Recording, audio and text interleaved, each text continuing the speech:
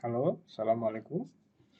Perkenalkan, saya Mahendra dari tim Sister akan menjelaskan bagaimana alur dosen melaporkan LKD per semesternya. Jadi, dosen silakan menggunakan akun dosennya di Sister perguruan tinggi masing-masing untuk mengisi portofolio dan melaporkan LKD tiap semesternya. Jika dosen yang bersangkutan belum memiliki akun, silakan klik daftar di sini, lalu isikan NIDN dan juga email aktifnya. Jika NIDN-nya belum terdata atau belum dibuat akunnya, maka email akan menerima link aktivasi untuk mengaktifkan akun dari dosen yang bersangkutan. Selanjutnya, masuk ke username, masukkan username dan juga passwordnya jika sudah memiliki akun. Intinya dari pelaporan LKD ini adalah pengisian portofolio, sedangkan untuk pelaporan LKD itu bersifat otomatis. Jadi, yang perlu dilakukan tiap semester dan tiap waktu adalah melengkapi di bagian pelaksana pendidikan, penelitian, pengabdian, dan juga penunjang, serta di bagian kualifikasi, terutama bagian diklat. Langsung saja, ketika dosen ingin melaporkan LKD-nya, masuk ke menu layanan BKD dan sub menu rekap kegiatan. Di PO 2010, dosen-dosen diminta untuk mengisikan laporan semester sekarang dan rencana semester depan. Namun, untuk PO 2021 ini, PO BKD, yang harus diisikan hanya laporan semester ini. Untuk rencana bagaimana? Rencana yang akan dibuat itu adalah rencana semester itu juga, jadi bukan rencana semester depan. Dan yang mengisikan rencana itu bukan dosen, tetapi berdasarkan laporan dari Bapak Ibu dosen sekalian yang mengisi LKD. Ketika laporan sudah selesai diverifikasi, Sister akan menarik laporan Bapak Ibu dan mengkopikannya menjadi rencana juga. Sehingga laporan dan rencana akan terrealisasi 100%. Jadi, berfokuskan di laporan saja. Ketika pertama kali Bapak Ibu mengakses laporan, maka Sister akan langsung otomatis menarik atau mengautoklaimkan semua kegiatan Bapak Ibu dosen, mulai dari pelaksana pendidikan, penelitian, pengabdian, dan penunjang, serta mengecek per 3 tahun jika dosen sudah memiliki jabatan fungsional mulai dari asisten ahli sampai guru besar atau profesor. Saya akan menjelaskan tentang tampilan menu yang ada pada laporan LKD ini. Yang pertama adalah informasi untuk dosen. Ini adalah informasi waktu pelaporan. Ada informasi penarikan kinerja. Penarikan kinerja ini adalah rentan waktu Sister akan menarik semua pelaksanaan kegiatan portofolio Bapak Ibu dosen yang ada di portofolio Sister yang dilaporkan dalam semester tersebut. Sebagai contoh, periode penarikan kinerja adalah 1 Januari 2021 sampai 31 Juli 2021. Hal ini menandakan semua pelaksana pendidikan sampai pelaksanaan penunjang yang di mana tanggal pelaksanaan, tanggal SK, atau tanggal pelaksanaan maupun tanggal terbit dalam rentan waktu 1 Januari 2021 sampai 31 Juli 2021 akan diklaim secara otomatis ke laporan Bapak Ibu sebagai laporan semester tersebut. Lalu ada periode pengisian, adalah rentan waktu yang digunakan untuk dosen-dosen melakukan klaim atau auto-klaim dan memilih mana yang menjadi beban lebih di laporan BKD-nya. Selanjutnya, periode penilaian adalah waktu yang diberikan untuk asesor melakukan penilaian. Yang membuat periode ini adalah yang pertama, jika perguruan tingginya adalah PTN, maka yang membuat adalah unit BKD internal PT.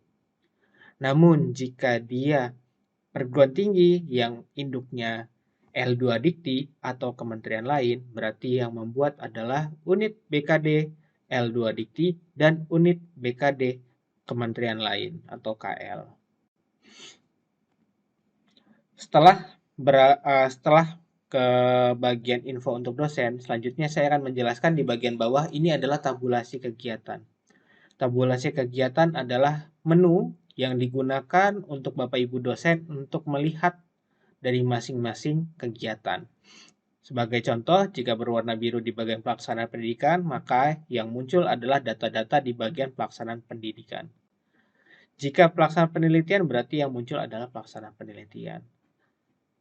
Terus sampai di bagian simpulan.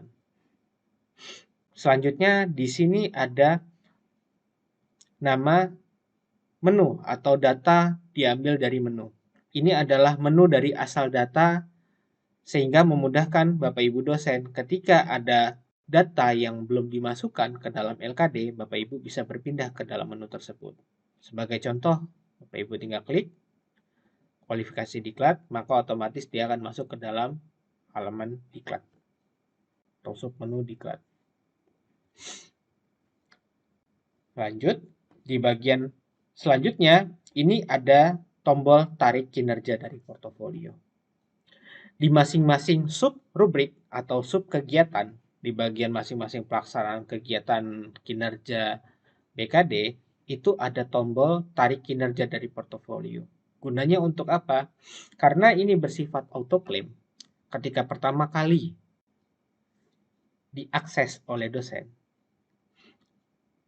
jika ada kegiatan yang belum diinputkan, silakan inputkan melalui portofolionya. Dan bagaimana jika kegiatan tersebut ingin diklaim atau dimasukkan? Silakan gunakan tombol tarik kinerja dari portofolio untuk masing-masing kegiatan. Sebagai contoh, mengikuti diklat prajabatan golongan 3. Ini seharusnya ada kegiatannya, misalnya. Bapak Ibu silakan masuk data diambil dari menu, kualifikasi atau diklat, lalu tambahkan diklat yang dimaksudkan, misalnya di pelaksanaan pendidikan, pengembangan, sertifikasi dosen, atau di bagian pendidikan, pelatihan jabatan, lalu menambahkan kegiatannya.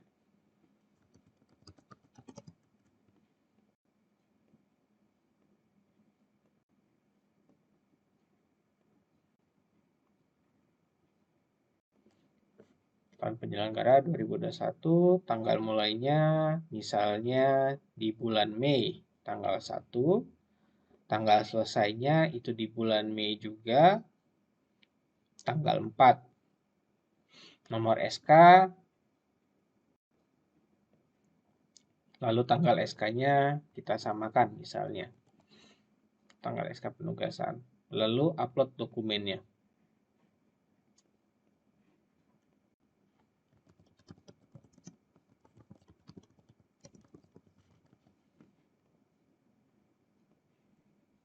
Ketika berhasil disimpan, Bapak Ibu bisa kembali ke layanan BKD di bagian rekap kegiatan di pelaksanaan pendidikan. Bapak Ibu diberi dua cara. Yang pertama adalah dengan klik tombol tarik kinerja dari portofolio. Pada masing-masing sub kegiatan di sini ada masing-masing kotak dan di atasnya ada tombol seperti refresh. Dan jika diarahkan itu ada tarik kinerja dari portofolio. Gunanya untuk apa? Untuk masing-masing kotak tersebut akan melakukan penarikan secara spesifik. Jadi kalau Bapak Ibu sebagai contoh ini diklik di bagian mengikuti diklat prajabatan golongan 3, maka Sister akan menarik kinerja yang dimana kegiatannya sesuai dengan periode penarikan kinerja di bagian mengikuti diklat prajabatan golongan 3. Jika ini diklik, maka dia akan otomatis terklaim. Seperti itu Bapak Ibu. Kemudian, jika yang diisikan ada banyak atau Bapak Ibu kebingungan mau diklaim yang mana, di sini kita menyediakan juga tarik kinerja dari portofolio ada di pojok kanan atas di bagian header. Ini fungsinya untuk apa? Untuk menarik semua kinerja.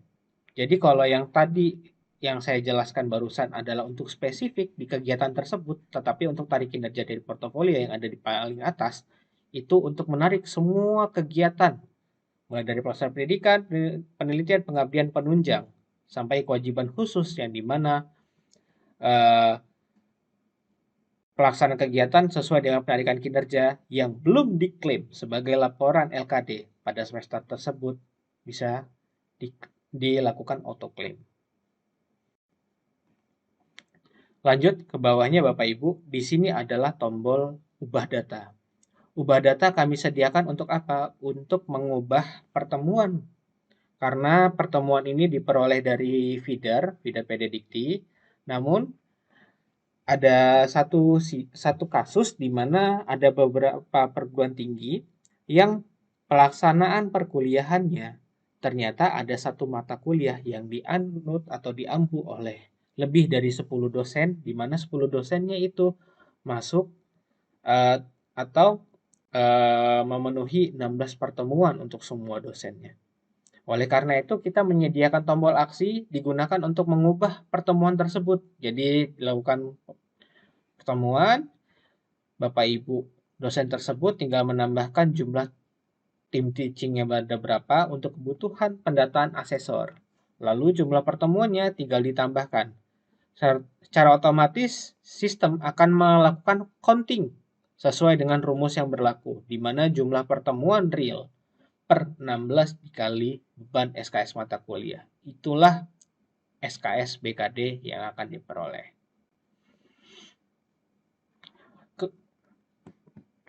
Kemudian ada bagian status di mana semua yang pertama kali diklaim akan statusnya menjadi selesai. Hal ini menandakan apa? Bahwa kegiatan tersebut selesai dilakukan. Bapak Ibu, dosen itu bisa melakukan pengubahan datanya. Dengan cara apa? Dengan cara klik tombol selesai tersebut, lalu ubah statusnya. Berlanjut, gagal, dan juga beban lebih. Ini digunakan untuk klaim beban lebih ataupun mengubah status selesai menjadi berlanjut. Atau bagi kegiatan yang gagal bisa diubah menjadi beban gagal. Jika Bapak Ibu memilih status selesai atau berlanjut, maka kegiatan tersebut masuk sebagai SKS BKD utama. Jika Bapak Ibu memilih statusnya menjadi beban lebih, maka kegiatan tersebut akan masuk SKS lebih. Jika Bapak Ibu memilih statusnya adalah gagal, maka kegiatan tersebut dianggap nol atau tidak memenuhi. Selanjutnya, untuk dokumen, semua dokumen itu diperoleh atau diinputkan melalui portofolio masing-masing kegiatan. Namun ada beberapa kegiatan yang harus diinputkan dokumennya di layanan BKD. Itu apa saja? Yang pertama adalah pengajaran, pembimbingan, pengujian, aktivitas kemahasiswaan, dan data tugas belajar.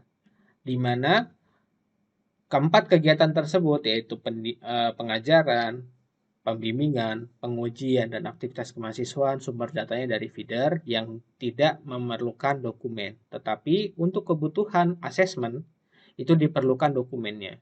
Bagaimana cara menginputkannya? Ketika Bapak Ibu pertama kali mengakses yang sumber datanya dari feeder predikti, maka akan muncul seperti ini. Belum ada bukti ajar atau belum ada dokumen, terutama di bagian pelaksanaan pendidikan. Jadi Bapak Ibu tinggal klik saja salah satu kegiatan tersebut. Misalnya saya ingin menambahkan bukti ajar user experience. Lalu tinggal klik bukti ajarnya.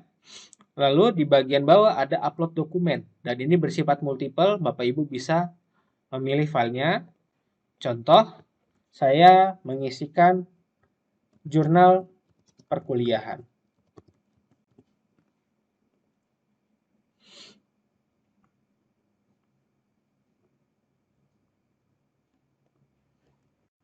Lalu simpan. Lalu karena ini bersifat multi dokumen, jadi Bapak Ibu bisa menambahkan dokumen lain. Sebagai contoh mungkin daftar nilai.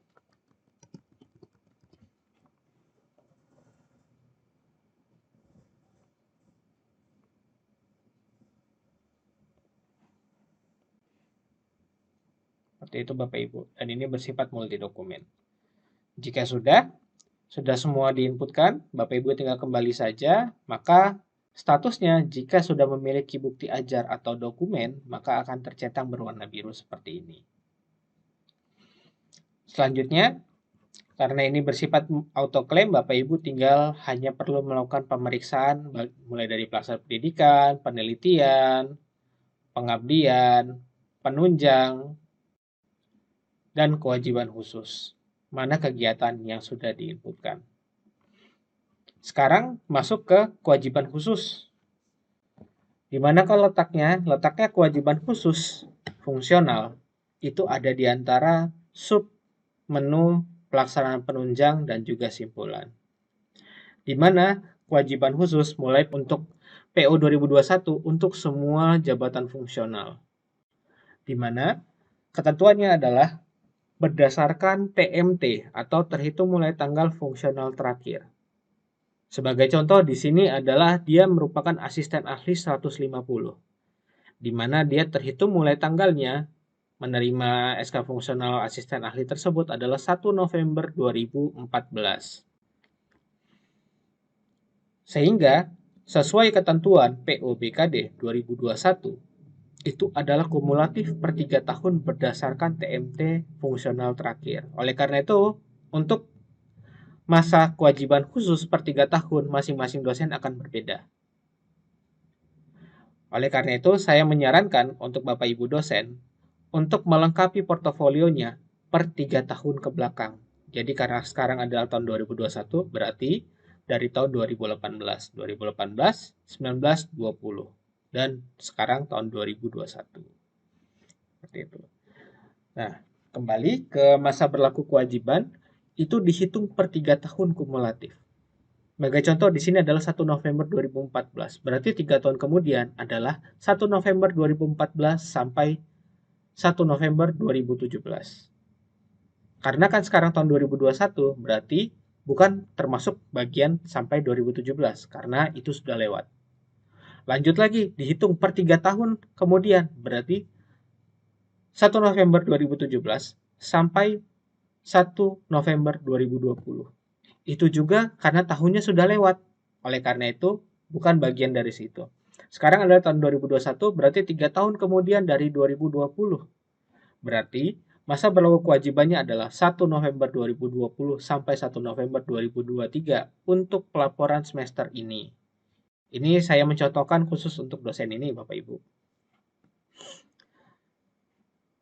Lalu di bagian bawah ini adalah syarat kewajiban khususnya. Masing-masing kewajiban khusus memiliki syaratnya. Silakan Bapak Ibu lihat PO BKD 2021, di situ ada syaratnya. Di sini ada contoh kewajiban khusus asisten ahli, di mana asisten ahli itu menulis buku ajar atau buku teks minimum 1 atau menulis publikasi ilmiah minimum 1. Perlu ditekankan kembali Bapak Ibu, kewajiban khusus fungsional adalah seperti cicilan. Jika diibaratkan dalam 3 tahun tersebut adalah 6 semester. Pelaporan semester pertama tidak memenuhi, pelaporan semester 2 tidak memenuhi, pelaporan semester 3 ternyata sudah memenuhi. Berarti dia pelaporan semester 4, 5, dan 6 itu sudah memenuhi. Dan ini bersifat cicilan. Lanjut Bapak Ibu. Untuk pengambilan kegiatan tersebut, mengambil dari buku ajar, atau sebagai contoh di sini mengambil buku ajar atau buku teks, yang dimana kegiatannya tanggal 1 November 2020 sampai 1 November 2023. Begitupun juga untuk publikasi ilmiah yang dimana tanggal terbitnya 1 November 2020 sampai 1 November 2023. Saya tekankan kembali Bapak Ibu, ini contoh kasus yang dimana dia TMT-nya adalah 1 November 2014. Dan ini adalah total kinerjanya. Dan untuk klaim atau pengambilan kegiatan kewajiban khusus ini bisa diambil dari LKD-nya. Jadi tidak ada penginputan khusus. Yang pada intinya adalah Bapak Ibu hanya fokus di laporan LKD-nya saja. Untuk kewajiban khusus bagaimana? Dia akan mengambil juga, akan memfilter di antara 4 pelaksanaan kegiatan tersebut. atau di bagian pelaksanaan pendidikan dan penelitian khususnya untuk kewajiban khusus, di antara pelaksanaan kegiatan pendidikan dan penelitian yang memenuhi standar kewajiban khusus akan diklaim juga sebagai item atau kegiatan kewajiban khusus. Sebagai contoh, saya membuat buku ajar misalnya, di mana di bagian pelaksanaan pendidikan, saya sudah membuat buku ajar. Ini seperti ini mengembangkan bahan ajar. Dalam buku ajar itu di mana saya melakukan kegiatannya pada semester ini. Ternyata itu juga termasuk bagian dari kewajiban khusus, syarat dari kewajiban khusus. Maka akan melakukan double claim. Satu diklaim sebagai BKD, satu diklaim sebagai syarat kewajiban khusus. Jadi tidak perlu melakukan penginputan ganda. Tidak perlu juga memilih kategori kegiatan yang khusus untuk kewajiban khusus. Tetapi mengambil dari portofolio yang sudah ada. Seperti itu Bapak Ibu. Jika Bapak Ibu merasa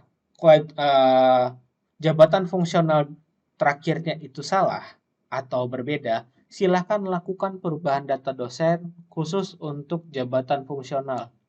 Atau jika TMT tanggalnya itu salah, terutama 1 Januari 1970 yang dianggap oleh kami itu tidak valid, silakan lakukan perubahan data. Perubahan data dosen. Jika sudah dilakukan perbaikan perubahan data, Bapak Ibu tinggal masuk ke menu biodata, lalu di bagian bawah ada update biodata. Ini untuk mengupdate data-data yang baru, terutama jabatan fungsional. Bapak Ibu tinggal klik update biodata, maka jika ada data yang berubah, terutama jabatan fungsional, maka akan melakukan updating. Dan jika misalnya sebelumnya kewajiban khusus asisten ahli, tetapi begitu sudah dilakukan perubahan data dosen menjadi kewajiban khusus lektor, ini akan otomatis melakukan updating. Jika sudah, saya yakin Bapak Ibu tinggal masuk ke menu simpulan. Di menu simpulan ini Bapak Ibu akan ditampilkan dua macam kesimpulan, yaitu kesimpulan kewajiban BKD dan di bagian bawah kewajiban khusus atau kesimpulan kewajiban khusus. Kita akan berfokus di sini dulu Bapak Ibu, di mana bagian simpulan kewajiban BKD. Di sini kami menambahkan ada 4 pelaksanaan kegiatan dan juga syaratnya di mana tidak boleh kosong, khusus untuk dosen tanpa tugas tambahan. Jika dosen yang memiliki tugas tambahan, maka di bagian pelaksanaan pendidikan minimal 3, penelitian pengabdian dan penunjang itu boleh kosong, di mana total kinerja minimal 3 SKS dan maksimum 16 SKS. Sedangkan untuk dosen tanpa tugas tambahan, kriterianya atau syaratnya adalah semua pelaksanaan kegiatan tidak boleh kosong, di mana kriteria pendidikan dan penelitian itu minimal 9, dan kriteria pengabdian dan penunjang itu tidak boleh kosong. Di sini kami menyertakan SKS BKD untuk kegiatan dengan status selesai dan berlanjut atau lanjutkan. Lalu SKS lebih ini untuk kegiatan yang memiliki status beban lebih. Sebagai contoh di sini statusnya menjadi tidak memenuhi, padahal yang lainnya memenuhi berwarna hijau, tetapi di bagian simpulan tidak memenuhi. Dikarenakan apa?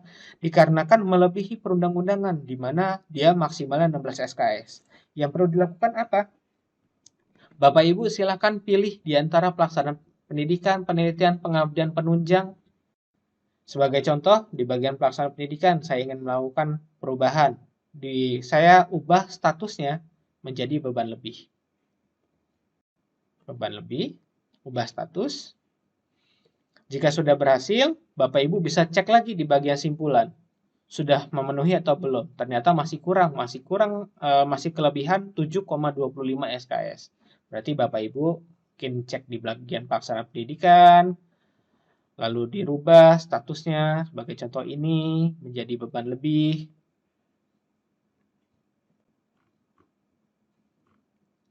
Lalu di bagian pelaksanaan pendidikan mungkin ada lagi yang perlu diubah menjadi beban lebih.